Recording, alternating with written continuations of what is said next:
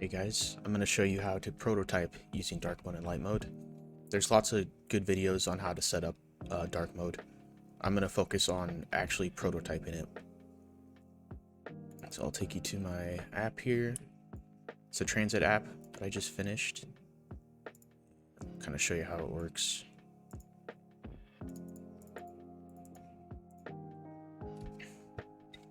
So this dark mode button actually makes the whole app dark mode.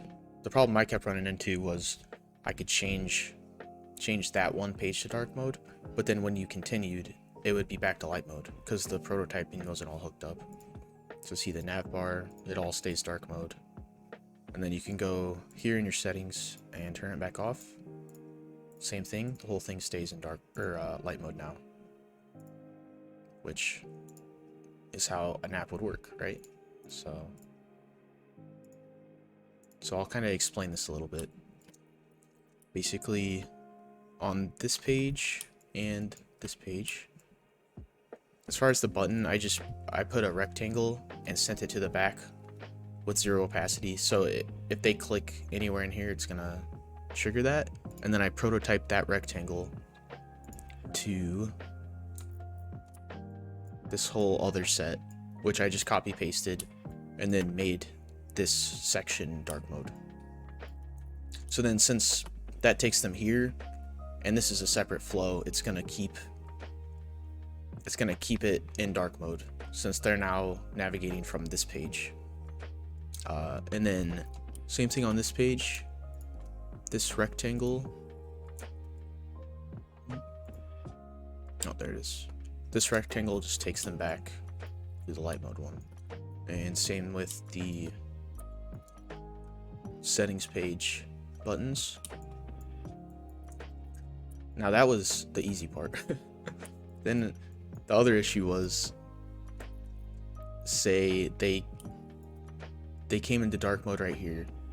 Once they got to the home page, the navigation bar would take them back to light mode because I only had one navigation bar and that navigation bar is all hooked up to my light mode.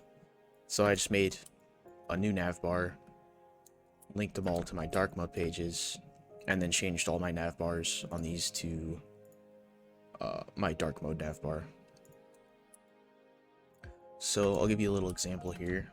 I already have set up, but to put it super simply, here's my rectangle that I made and turn the opacity all the way down, set it to the back, and I prototyped that to the dark mode page. And same thing over here. So let's take a look. And just like that. And for the button, I just made this is a variant of my button, and this one's active, this one's passive. So that's pretty much it. I just figured I would make this because I found out a solution. Whether that solution is viable, I don't know, but this is one way to do it if you're trying to do this. So let me know if you have any questions in the comments. I'd be happy to look into them. Thank you for watching. Have a good day.